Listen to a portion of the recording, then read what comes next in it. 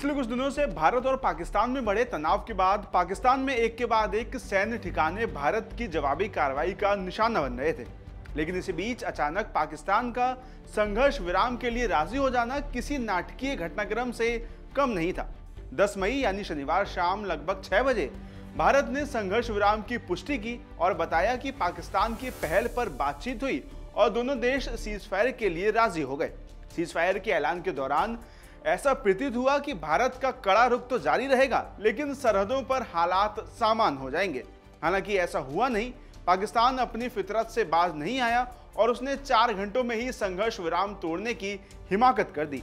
इसी कड़ी में सबसे पहले श्रीनगर में धमाके सुने गए, नियंत्रण रेखा पर फायरिंग हुई, कच्छ जैसे इलाकों में ड्रोन देखे गए, देश के तमाम बड़े शहरों में ब्लैकआउट भी हो गया। वहीं से पहले भारत की मुंहतोड़ और ताबड़तोड़ जवाबी कार्रवाई से पाकिस्तान की रक्षा प्रणाली की कमर बुरी तरह टूट चुकी थी। वहीं इसी के साथ उसने खुद बातचीत की पहल की। तब भारत राजी हुआ और संघर्ष विराम पर सहमति बनी। हालांकि जानकारी के अनुसार और अमेरिका के दावों के बिल्कुल विपरीत किसी तीसरे पक्ष ने बातचीत नहीं की थी। ऐसे में आखिर संघर्ष विराम की घोषणा क्यों और कैसे हुई, इस पर भारत, पाकिस्तान और अमेरिका ने क्या कहा और पाकिस्तान के संघर्ष विराम तोड़ने के बाद भारत ने क्या रुख अपनाया, आइए इस वीडियो में सब कुछ जानने की कोशिश करते हैं। दरअसल ये पूरा घटनाक्रम पहलगाम में हुए आतंकी हमले से शुरू हुआ था, जिसके बाद भारत ने इसका बदला लेते हुए पाकिस्तान में घुसकर 25 मिनट में पाकिस्तान और पाकिस्तान के कब्जे वाले कश्मीर यानी पीओके में 9 जगहों पर 24 मिसाइलें दागकर आतंकी ढांचों की कमर तोड़ दी थी। वहीं जिसके बाद 8 मई से 10 मई के बीच पाकिस्तान ने भारत के 15 सैन्य ठिकानों और 26 से ज्यादा शहरों पर ड्रोन से हमलों की कोशिश की। इस दौरान भारत ने मुंहतोड़ जवाब दिया। पाकिस्तान के 13 सैन्य ठिकानों पर भारी नुकसान पहुंचा, जिसके बाद पाकिस्तान के अथक प्रयासों के कारण भी वो भारत के वायु रक्षा कवच को भेद नहीं पाया।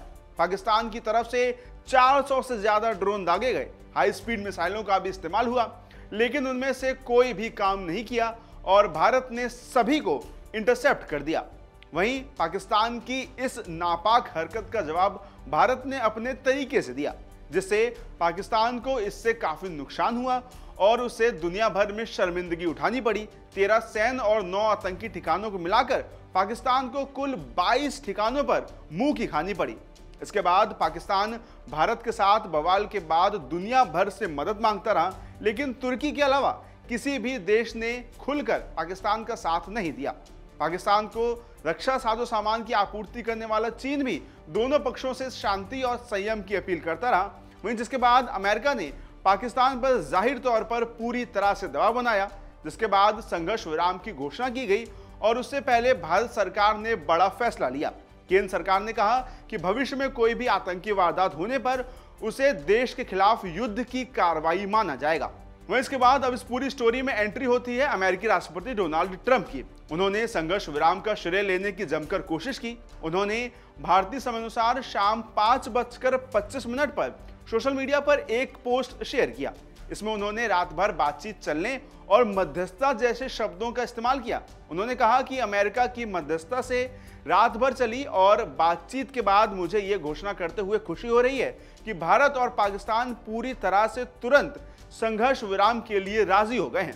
वहीं इसके बाद पाकिस्तान के प्रधानमंत्री शहबाज शरीफ अमेरिका के सामने नतमस्तक नजर आए। उन्होंने कहा कि हम ट्रंप के नेतृत्व और क्षेत्र में अमन के लिए उनकी सक्रिय भूमिका का शुक्रिया अदा करते हैं। इस नतीजे पर पहुंचने में मदद करने के लिए पाकिस्तान अमेरिका के प्रयासों की प्रशंसा करता है, ये सभी शहबाज शरीफ ने कहा। हालांकि इस समझौते पर पाकिस्तान 4 घंटे भी नहीं टिक पाया।